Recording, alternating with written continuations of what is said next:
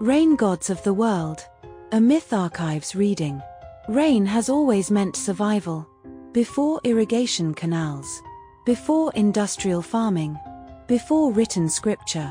Rain determined whether a village lived or starved.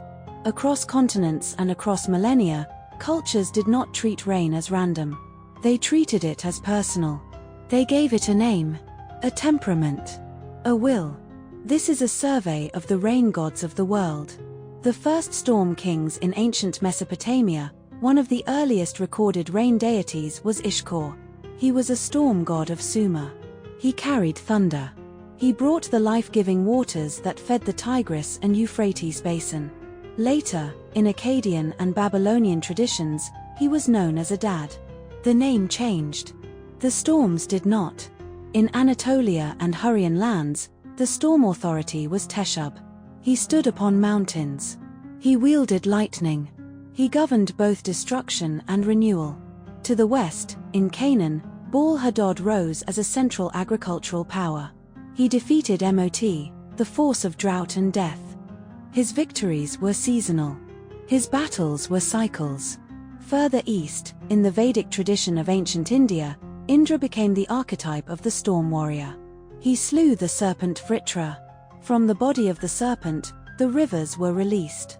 Rain was not gentle. Rain was liberated. Alongside Indra was Parjanya, a more focused embodiment of rainfall itself. He was invoked directly for agricultural fertility. Vayuna, keeper of cosmic order, governed the waters more broadly, celestial, oceanic, and atmospheric. In Greece, Zeus carried many titles. As Zeus Ombrios, he was the rainbringer. Lightning was his signature. But rain was his mercy. In Rome, Jupiter Pluvius held the same authority. When drought threatened the state, rituals were performed in his name. In the Norse world, Thor was not merely a thunder god. He was protector of crops and fields. His hammer struck giants and shook rain from the sky. Among the Slavs, Perun ruled the oak and the storm. His lightning was a divine weapon. His rain sustained the land. Across Europe and Western Asia, the pattern repeats. The Storm King is a warrior. Rain is power. Rain as dragon and serpent in China, rain was not only thunder. It was dragon. The Dragon Kings, known as Longwang, ruled the four seas. Each direction had a sovereign. Each sovereign governed rainfall over their region. When drought struck, emperors performed rituals to petition the dragons. Yusha served as an official rain deity within the celestial bureaucracy. Rain was organized, scheduled, administered. In Japan, Kurokami was a dragon spirit of rain. Raijin, the thunder god, beat drums across the sky. Storms were musical. Rain was percussion. In Mesoamerica, the Maya invoked Chaac. He wielded a lightning axe. With it, he split the clouds open. The Aztec honored Tlaloc. He resided in mountain caves and high places. Rain was believed to originate from sacred elevations. His favor meant harvest. His anger meant famine. The Zapotec worshipped Cosijo, a lightning and rain deity with serpent imagery. Serpents and rain were often linked. Both moved across the land in flowing patterns. In Vedic myth, Indra's opponent Vritra was also a serpent. The serpent holds the waters. The storm god releases them. Across cultures, rain is either dragon or dragon slayer. Rain mothers and fertility bearers. Not all rain deities were warriors. Some were mothers. In ancient Egypt, Tefnut embodied moisture itself. She was part of the creation cycle. Without her, dryness prevailed. In Zulu tradition, Mbaba Mwana Warisa was a goddess of rain, agriculture, and the rainbow. Rain was beauty. Rain was color. In Akan cosmology, Ases Yer represented the earth. Rain fertilized her body. Together, sky and soil formed partnership. Among the Maya, Chaac shell was associated with storms and destructive floods. Rain nourishes, but it also overwhelms.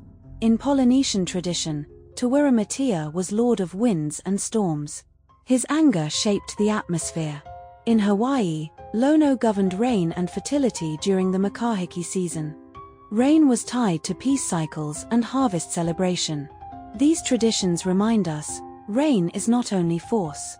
Rain is intimacy between sky and earth. Sky fathers and high gods. Some cultures did not separate rain from the highest deity. Among the Kikuyu of Kenya, Nai was a supreme sky god associated with Mount Kenya. Rain descended from sacred elevation. In Finnish mythology, Ukko ruled thunder and seasonal rains. He was invoked to protect crops and ensure harvest.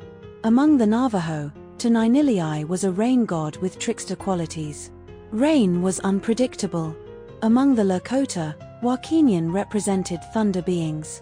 They were not singular gods, but powerful spirits. Rain was communal in the sky world. In Etruscan belief, Aplu carried storm authority that influenced later Roman interpretations. In Japan, Susanoo governed storms and sea. His temperament reflected nature's volatility. In Mesopotamia, Enlil, lord of wind, commanded atmospheric force. Wind precedes rain. Breath precedes storm.